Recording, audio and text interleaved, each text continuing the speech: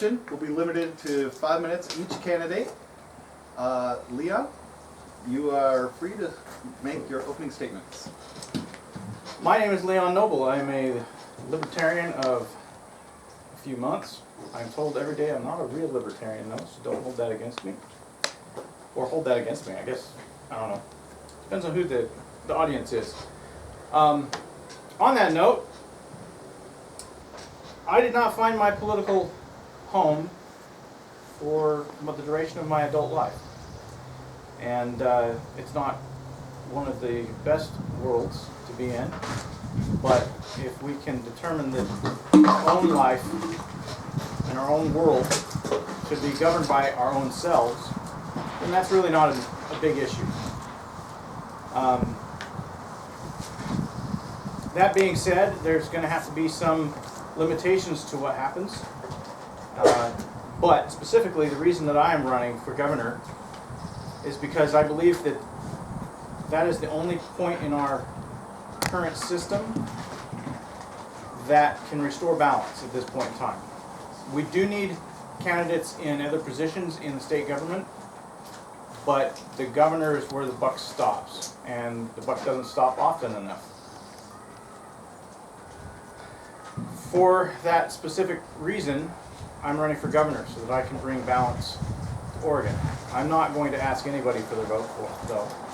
What I'm going to do is ask you for your voice, and together we can set Oregon free. I yield my time. Thank you. Gary, 5 minutes for your introduction. Well, folks, my story, pretty much my libertarian story began in the back of a car on the way from New Orleans to Houston. And it was dark, and someone handed me the Fountainhead. I'd never heard of Ayn Rand, and I started reading it, and I was completely enthralled because I finally saw something that, you know, I identified with. And I didn't realize it, but on the way back, it was a technical training for Shell Oil Company in Houston, and I didn't know it then, but the guy there had called my boss to recommend that I be terminated from my job there, and that's exactly what happened. So anyway, I read the rest of the book and read most of what Ayn Rand had written, and I'm saying, yeah, I don't have to feel guilty that I like my own life and want to make my own decisions and that sort of thing. And so then I kind of realized or found out that libertarianism kind of took off from a lot of the objectivist type philosophy.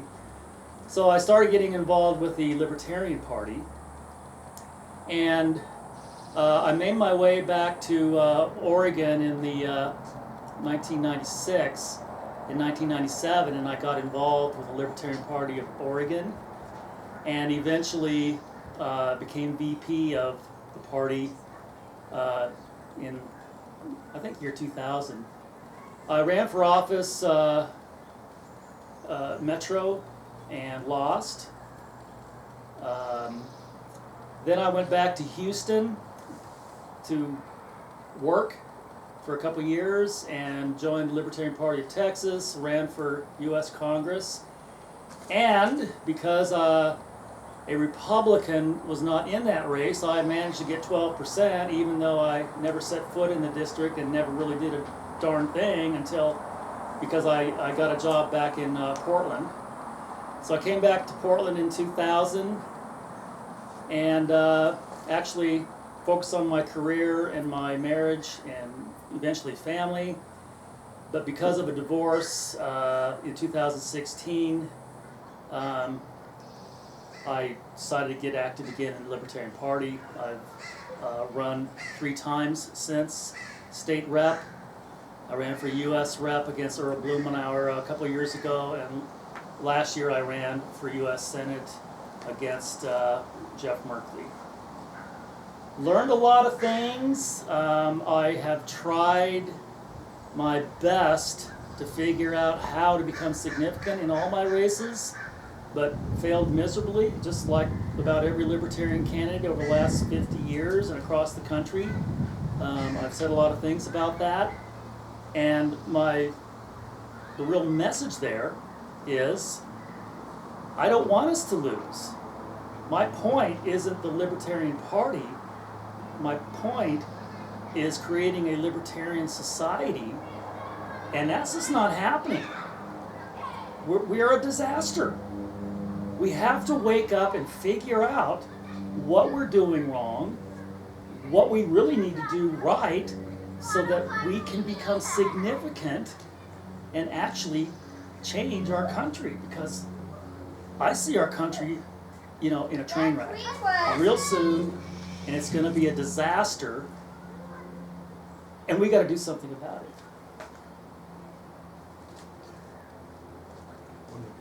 Oh, I've got another minute? Yeah, you got 1 minute. Okay, so I learned something in my last campaign.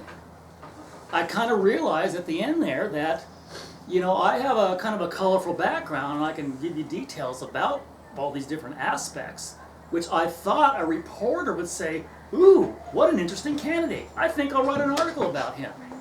But it didn't happen.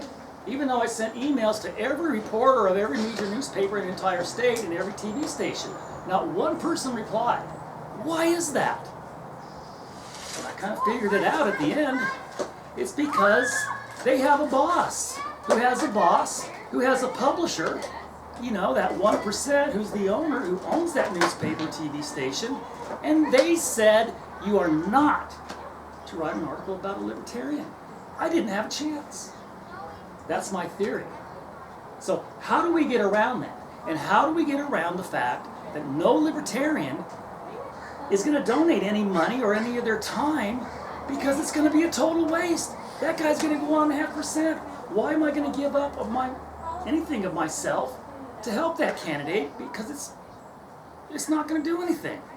We got to get over that. We got to figure out how we're going to get our own people involved. Thank you, Gary. Now I have some debate questions for you guys. Leon deferred, so you get to answer first. Each candidate will have 3 minutes for each question. The first is for Gary. If selected as the Libertarian candidate for governor, what would you do to help down ballot candidates? Down ballot candidates? You mean like local races? I don't think I would do anything directly. I don't have any resources, right? I don't, it's tough enough to basically run a one-man campaign. I'm hoping it's not going to be a one-man campaign. I hope it's going to be a few. I'm hoping, I have hope that maybe my campaign is going to take off, and therefore I will have adequate resources to help other libertarian candidates. But possibly, maybe indirectly, if, I can get my campaign to take off, that sort of thing rubs off. Now all of a sudden, maybe you're going to be reading libertarian stuff or seeing libertarian stuff on the TV, and that's going to help all other libertarians. I was hoping that was going to happen with Jorgensen. The presidential candidate kind of gets attention. They kind of get volunteerism and money, right? They have the national organization paying for lawn signs and everything, right? And that's what I was hoping, that when she was going to show up last year at a campaign rally, all of the libertarian candidates in Oregon would show up, and if there's reporters there, here's their chance to talk to libertarians and get something going with those candidates. I was very disappointed that she didn't show up in our state, and that just didn't happen. And, Spike Cohen, he showed up, but first of all, libertarian, not very many people are going to be attracted to that, let alone the vice president. Who's that? No. It wasn't going to work. Well, and the other thing is, you guys, is if you have paid attention to any of my posts on my own libertarian or Facebook page, I've really slacked off on throwing stuff into the LPO Facebook page. But I'm trying to tell people what needs to be done to create a spark to get that interest going and get the volunteerism going and the donations going. You know, we've got to solve that problem where people think donating anything to a Libertarian candidate is throwing good money after bad, because our history is complete failure. Get out of your denial. You've got to admit this and figure out why is it, and do something about it.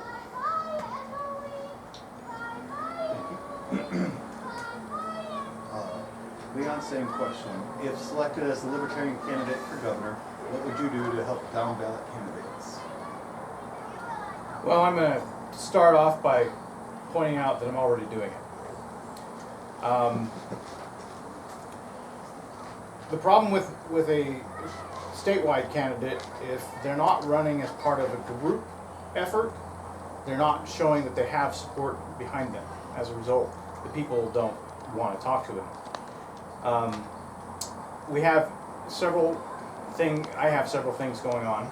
I have quite a number of people already participating in my campaign. Somewhere around a dozen at various levels, from just checking out places to meet up to actually supporting this trip. I had a Libertarian give me $100 so that I could make it here with the sound equipment to do this. Unfortunately, the power doesn't work, so no sound equipment. But I've already got people expending effort on my behalf. Additionally, I'm expending effort on others' behalf. I'm encouraging other candidates to find a spot to run. Some of them are sitting in front of us. And my own campaign page, my own website, is being repurposed, and I'm creating a PAC as soon as I find a treasurer that will be purely candidate support. Right now, that website, setoregonfree.com, goes to my campaign page. The website that will replace it is already built, and it is waiting to be populated with a list of people and where they are running, what they are behind, and links to their own websites, Facebook pages, LinkedIn, Twitter, whatever social media they're using. In the process of doing this, the Wolf Pack is being created. I'm taking a playbook from every other candidate out there that's done the same thing. Create the Wolf Pack, run together, discuss things with the same gusto and prevalence, same priority, and move the entire party forward.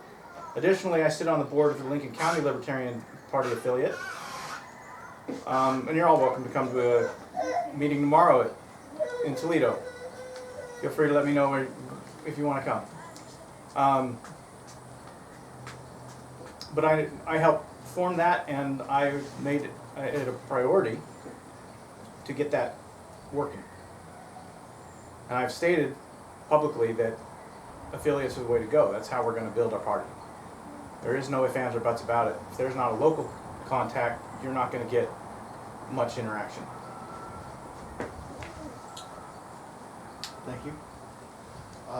Next question for Gary. If selected as the Libertarian nominee for governor, how do you intend to reach unaffiliated and non-voters? That is, of course, the big question, because if you haven't noticed, the standard percentage vote that Libertarian candidates get across the country and over the last 50 years is 1.5%, 2%. I mean, we get Libertarians to vote for us, mostly. One internal problem we have is that thing about don't waste your vote on a Libertarian. So a lot of Libertarians will not vote for a Libertarian candidate because they know he's going to lose, and so they'll vote for the Republican or the Democrat. I mean, the logic is totally flawed, but that's how bad it is for us. But really the key, you know, as I look back and try to learn something from my previous campaigns, you know, why did this campaign also turn out to be a disaster? why did the one against Blumenauer turn out to be a disaster? You know, I had some theories about what I was going to be doing differently that was going to have me break out, and it didn't happen.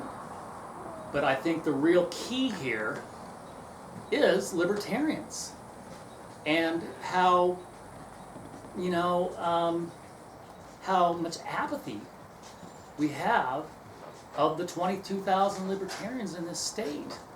You know, if we can get rid of that apathy and have them actually do something, you know, for us, that's the springboard. So, first of all, how do we get that to happen?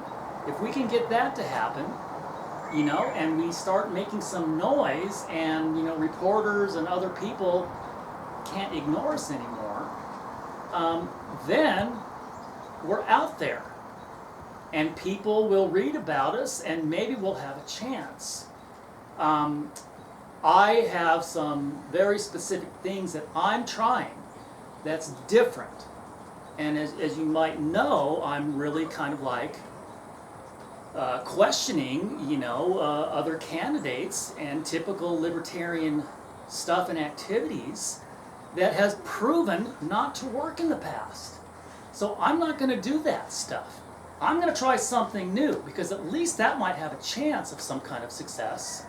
Whereas I am thoroughly convinced that if we keep doing the same old things like we have been doing, we're going to get 1.5% again.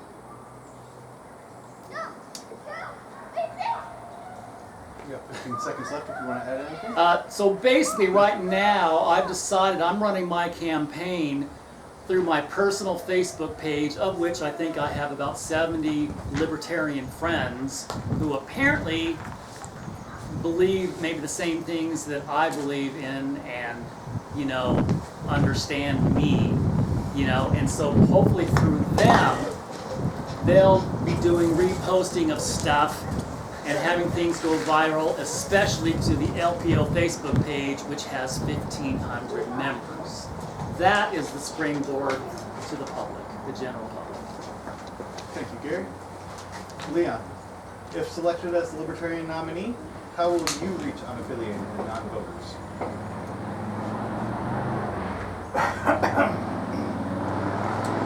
The hardest part about reaching unaffiliated and otherwise non-voters is that they're kind of disinterested.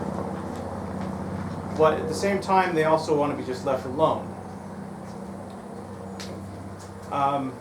There are a lot of different opportunities for us to do, and one of the things that has been a constant complaint is that libertarians are ignored by the media.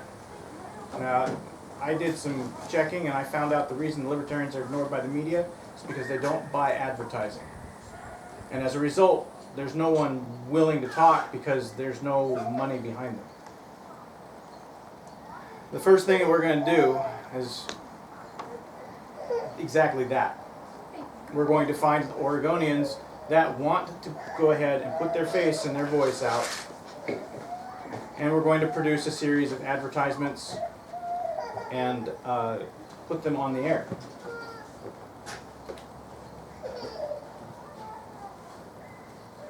We can go ahead and say, let's put it in the paper. The problem with the paper is that you're going to reach about a quarter of the population, and those are the ones who do vote and are also very set in their ways. You're not going to change their minds. On the other hand, a radio ad reaches 90% of the population, because everybody listens to the radio. People watch TV, so you can put a TV ad. You can even put ads on Hulu, and you can definitely put them on YouTube.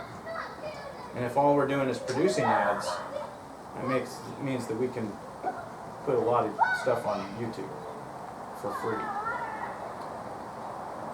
But that requires people to lend their voice and to be willing to dress up as a Boogaloo Boy and stand there and play carrier while they say a script that they might or might not believe in.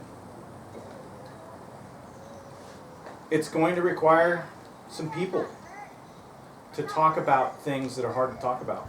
And they're going to have to do it in a way that doesn't alienate other people.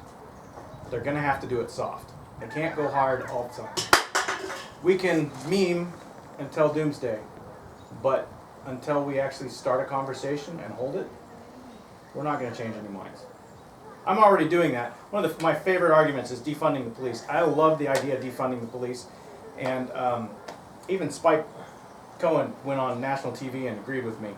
I told him a while back that if there's no cops, then there's nobody going to be able to come and take our guns. And he actually put that on Kennedy live. So at the same time, it's our responsibility for our safety and security. And if we allow it to be farmed out to somebody else, we're never going to be safe or secure. Thank you. Next question, getting into some policy here. Gary, homelessness is a huge epidemic in the state of Oregon. What, as governor, would you do to help? Well, if some of you remember, I kind of threw out something a year or so ago on the LPO Facebook page. I kind of said, if you were in office tomorrow, what would be your policy regarding the homeless? What would you do about the tents on the sidewalks, in the parks, wherever? What are you going to do? Right? And, you know, I left it open. I just wanted to hear what libertarians were going to say about it or do about it. What is your policy? You know, if we happen to win all these elections and we're in office, what do we do? And I was really surprised how very, very few people actually, you know, they talked about, oh, well, we got to make the economy better, and therefore people will have jobs, and that'll make these people go away. And you know, some people talked about housing, building codes and zoning and this, that, and the other thing. But no. What are you going to do about that guy that's in front of your house with their tent? What are you going to have the police or whoever in the government do about that? Anything? Nothing? What? And finally, I think it was Adam Zielinski who actually put something out there. And basically he kind of agreed what I had in mind, what I have said in the back, that really what we got to do is say, well, look, for example, we have these parks and the government owns, and here's the rules. And the rules don't allow camping. Well, why is that? Well, isn't that kind of anti-libertarian in the first place? But why don't you set aside areas for the homeless to have their tents, furnish some minimum, furnish some power, furnish Wi-Fi, furnish bins, trash bins, porta potties, have maybe a policeman patrol the area to protect the neighbors. No, that certainly isn't libertarian, but it's a step in the right direction, and it's better than what the government is doing right now, which I'm not really sure what the government is doing except for whack-a-mole, you know. That's what I think. And in general, this is one of the things I think our message as libertarians, where it's wrong. That all we do, essentially, is talk about our utopia and how wonderful that is going to be, and that's where we want to be. But we never talk about, well, how are we going to get there? What are the practical things to get there that we don't destroy what we have now before we get there? Because nobody's going to vote for that. And that's the impression and image that we have, is that we're completely impractical, and we would be disasters if we got voted into office. That's why we're not getting any votes. Thank you. Pardon me for a moment.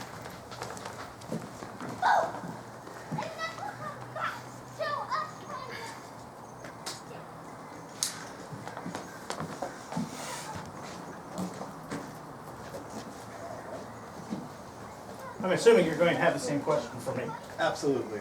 You want me to reread it? Yes, please. Homelessness is a huge epidemic in the state of Oregon. What, as governor, would you do to help? So I've been homeless before. And according to the feds, I'm homeless now because I live in an RV. by definition, they consider that to be a homeless situation, even though it clearly isn't. I've seen what some of the government organizations have done. Portland has specific areas. In fact, I drove by one today. Portland has a specific area or 2 or 5, and they're currently looking at 75 other areas that they're going to call safe sleeping areas, for the express purpose of dealing with a homeless situation. We have a couple of options. The first option is that the government just handles it.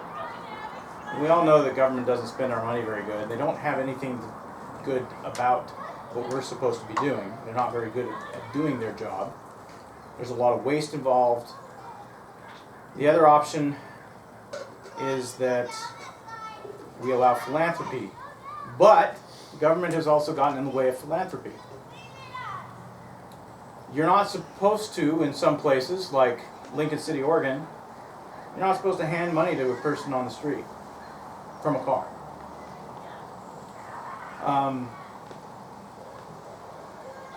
Personal policies aside, we're talking about ones at a state level. At the state level, we need to be doing our best to provide opportunities for philanthropy. Here's a case in point. In Utah, there was an organization that just purchased a bunch of, we'll call them flip houses. Not flop houses, flip houses. They were not very good. They put a little work into them. They bought them for cheap, and they just gave them to people who were homeless. You had to enter a program. You had to go ahead and do the thing, but it was not the state organization that did it. It was a personal philanthropic venture that was funded by people who wanted to fund it. They found that most of their homeless problem went away as soon as they were able to deal with the basic needs. Basic needs do not include internet. Basic needs include being able to shower, being able to use the bathroom, being able to sleep safely, and being able to be clothed. Those are basic needs. When they did that, they found that they had an incredible rate of back in the workforce. These people were able to clean themselves up and pull themselves up by their bootstraps with a small amount of help.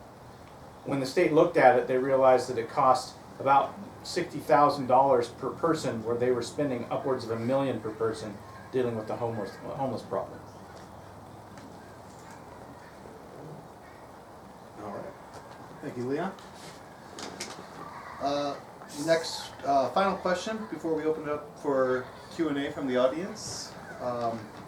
Gary, Libertarians often get attention for doing something embarrassing. What will you do to help promote our ideas without making the party sillier than people think we are? Well, I think I might disagree with the premise. I don't think we're getting any attention at all. I do agree that, for example, when what's-his-name ran in 2016, and he looked like a threat. Who was our presidential guy? The guy from New Mexico? Johnson.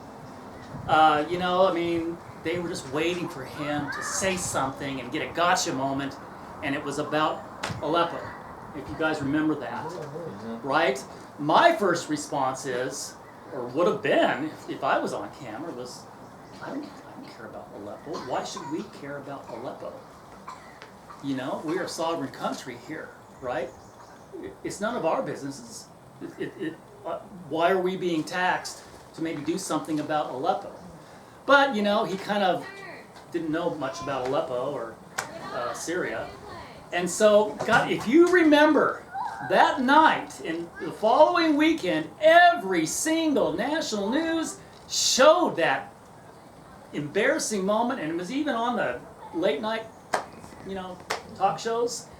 You know, and they did it, right? They torpedoed him with that. And you never heard one word after he did that the rest of the campaign. Or even, you know, like before the campaign. You know? So, you know, if you want to talk about embarrassments, you know, like Vermin Supreme and the boot thing, yeah, I get that. I mean, it is a problem. But here's the other problem. we're not going to get any attention. The media has told their reporters, you follow your boss's orders, you are not going to write a report or an article about a libertarian. You're not going to have a thing on the TV about a libertarian. It's not going to happen. Democrats, Republicans only. We got to figure out how to get around that so we get this free media attention, because we're not going to get the money to buy TV commercials and radio spots. It's not going to happen, is it? It hasn't ever happened. Why is it going to happen now? I don't think it's going to happen. We got to do something else to make that happen. Some kind of a spark, something we've done different that's going to cause that to happen. 30 seconds. Would you like that? And you guys, what doesn't cost any money? Right now, what doesn't cost money is the internet, electronic.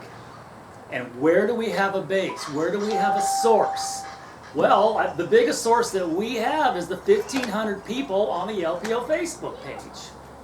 That's what we've got to utilize, right?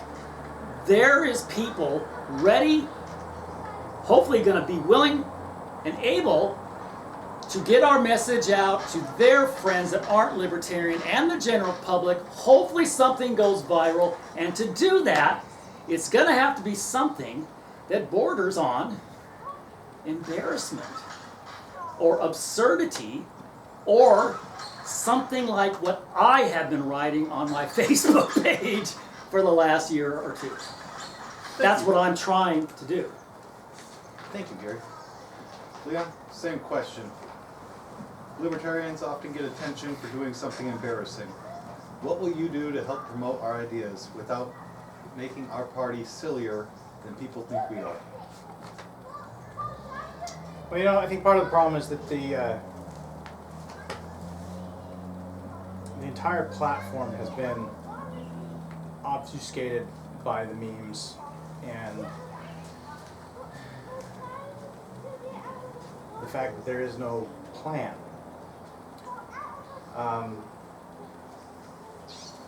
Memes are great. Memes are great for social media and social media alone. If we want media attention, we need to pay for that. It's not like it was in the 80s when everybody had to give every candidate equal time and talk about every candidate. It's today. Today, you have to pay to play. If you don't pay, they're not going to look at it. Gaining the money to do that is going to mean we don't focus on 1,500 people on a Facebook group. We focus on the 4.3 million Oregonians, the companies they work for, and the organizations they represent. We're not trying to run for governor of Libertarian Party. We're trying to run for governor of Oregon. 4.3 million people. 3 million of which I expect by the time general election happens next year will be voting. If we're not representing them, who are we representing? That's the key. The key is going to be show them how we will represent them. 90% of people just want to be left alone.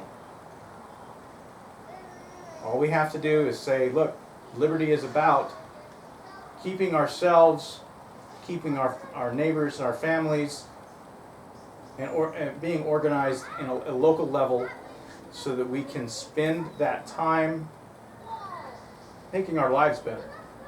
If the government is involved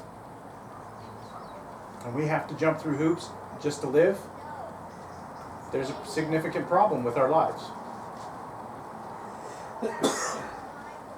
Being able to say to the people who we are trying to represent, we are offering to represent, who we intend to serve. It's not a question of power, it's a question of service. Being able to say, I am looking to serve you. What is important to you? Let me show you what the Libertarian Party says about that. Let me guide you to liberty. We can do that in many, many ways. And embarrassing shouldn't be an issue. The controlled train wreck is how Trump got elected. The problem is that we forget to control the train wreck. It has to be a controlled train wreck if you want it to work. But it requires paying to play and social media outside of the LPO's organizational pages. Thank you. All right. Those were all the questions that were submitted. I'm going to open the floor up to Q&A. If anybody here has a question for one of the candidates. QAnon? What? No, we're not doing conspiracy theories anymore. They're becoming true stories. Anybody here got a question for one of our I got a candidates? question. Nick? So, like, if you were to get the governorship, what would be one policy or law that you would try to change? What would be, like, your #1 priority? Who are you asking? For Me. Gary. You have the first. Oh, okay.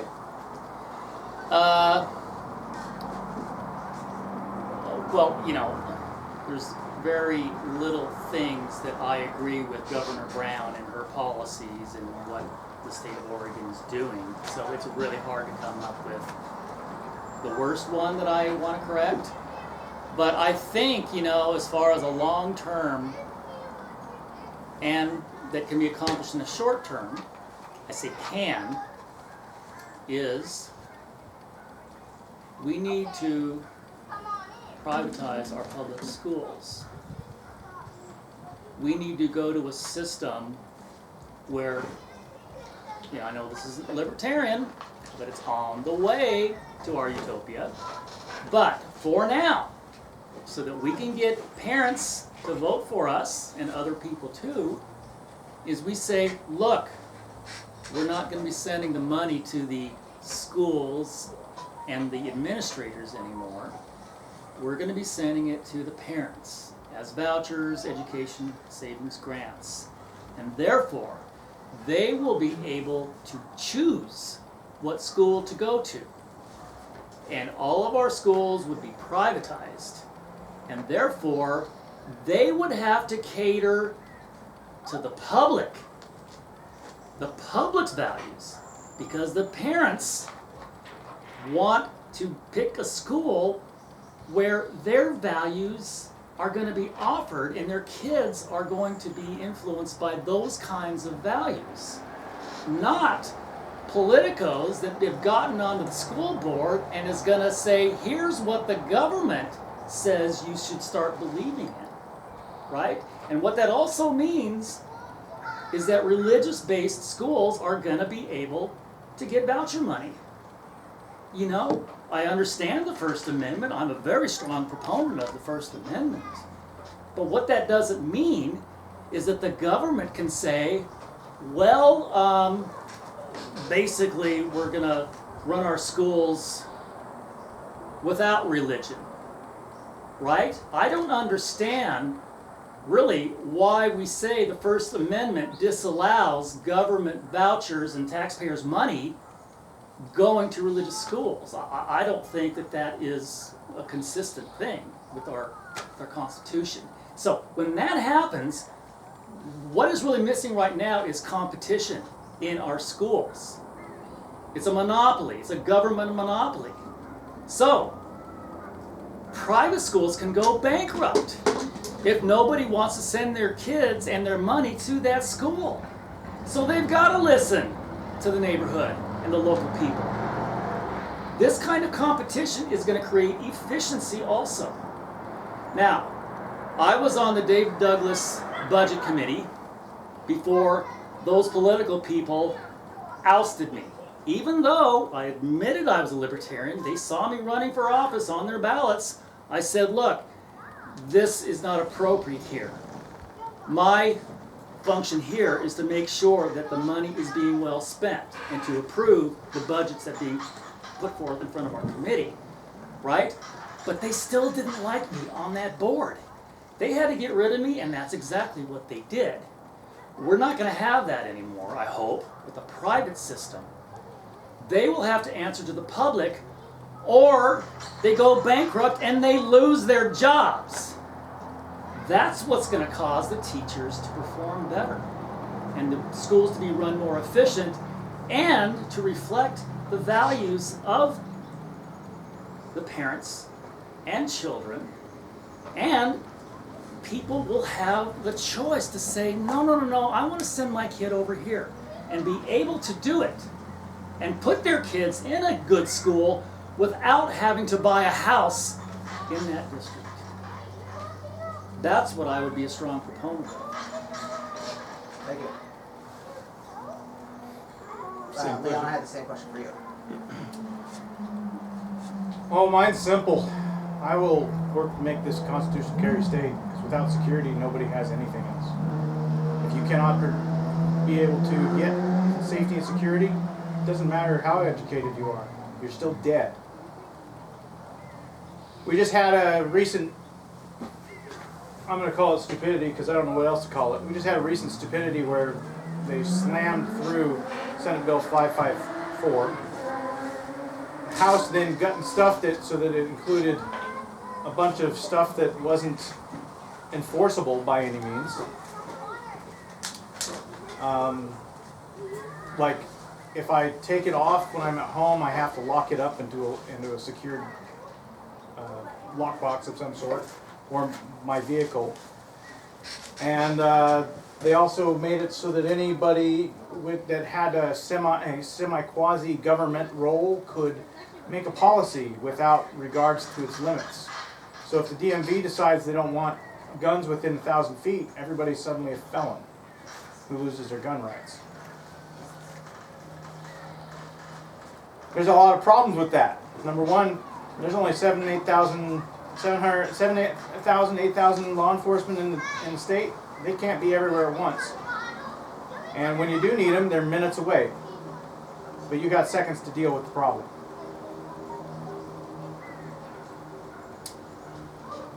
If we go a little farther, we can go straight to the school voucher program. I agree that there needs to be a school voucher program.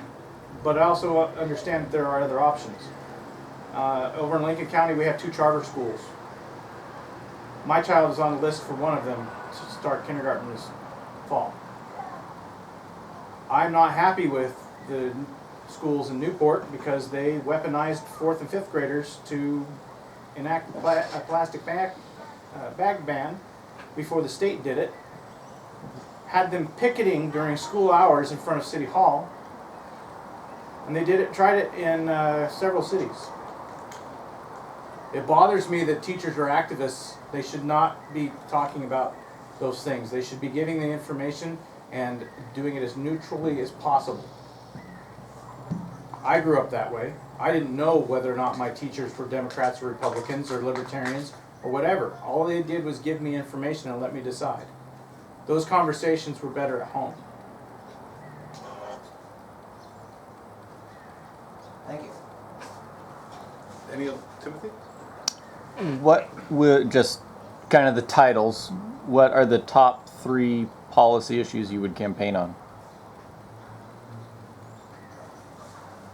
First, I want to make a closing remark on the school thing. You guys, we know what the #1 priority of our public school system is, right? We know it's to brainwash our kids into the same values of those people currently in office. To have those values be etched in the brains of our kids such that in the future, those politicians and that party is being voted for and remain in office and keep it going and make our country a single party state. And right now I've said, you know, what's happened in the Democratic Party, which used to be a liberal party, the totalitarian wing of that party has taken over that party, and now it's a totalitarian party. And they're putting in totalitarians in office across the land and putting out totalitarian policies such as the suspension of the First Amendment and even the Second Amendment, right? That's what they're after. They want control of the schools to control the curriculum and brainwash the kids. We have to put a stop to that, and we can do that by privatizing the schools and make them accountable to the people and their neighborhoods. Okay, top 3 issues. The schools, I would have to say, just in general, we need to have someone in office of the governor to figure out ways of cutting back government responsibly, to reduce the size of government, and to reduce our taxes. You know, that's more of a general statement.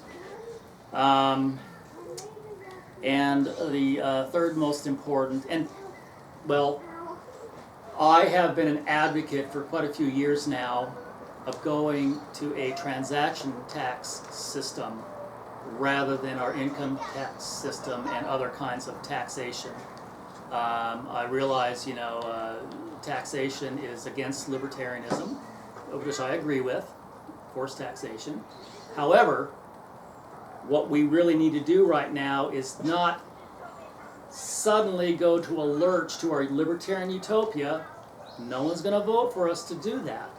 We have to have a smart, steady plan to get there that people will understand and believe in and give us the credibility and say, you know what? I can vote for that guy. And the one thing that I think they can get, since I don't think anybody really likes taxation, is to go to a transaction tax. And what that means is any time that there is a transaction from one entity to another, private people, a store and a person, an employer paying for labor, either salary or wages, giving money to a charity, anything and everything pays one rate of tax, no exceptions. And what this does is takes the morality of the government out of the taxation equation. They can't say, oh, buying whiskey is bad, so we're going to put a tax on that. Oh, giving to this kind of a charity is a good thing, so we're not going to have any tax on that. Oh, and then we go to, you know, negative taxation, which means subsidies, right? I mean, that's got to go too. But going to a single rate on anything and everything takes their morality out of the equation, right? And what's that rate going to be? Well, I haven't calculated yet. I think it's going to be a lot lower than the 9% income rate that the state basically is a flat tax now. It's going to be a lot less, you know, but it's going to be pretty much on everything, you know. One person to another, blind to it. All we know is that there's going to be a certain tax on it. Boom, out of there. I think that's a good solution. And as we whittle down government, we whittle down that taxation rate. Hopefully, when we get to libertarian utopia, hopefully it gets down to zero. And I even have a little thing on that where it says, actually, we can make that a voluntary thing. And when you make it a voluntary thing, for example, when you sell your house or when you buy a house, what that does is basically make a user fee to the police to protect your property. It almost becomes a user fee. You have the right to bring in the police to stop someone from stealing your property because you paid this voluntary transaction tax. I think that's 3, isn't it? Yep.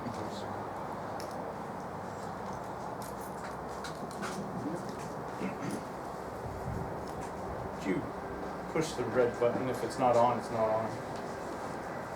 It shows that's recording. Okay. So, I'm a big fan of consistency, especially when you're coming to something that is so complex as politics. On my website, you'll find the exact answer you're looking for. My platform is based on 3 simple things: safety and security, liberty and equality, and the economy. I could go forever and a day talking about those things, but it's going to be a lot simpler to just send you there, and if you click on read what's there and encourage you to go and find more information, because I've talked about them more and more on that website, and as well as on the Facebook posts that have been happening on the campaign Facebook page, where everybody can access it instead of 5,000 people who happen to be on the friends list. That's the best bet. Thank you. I have a question.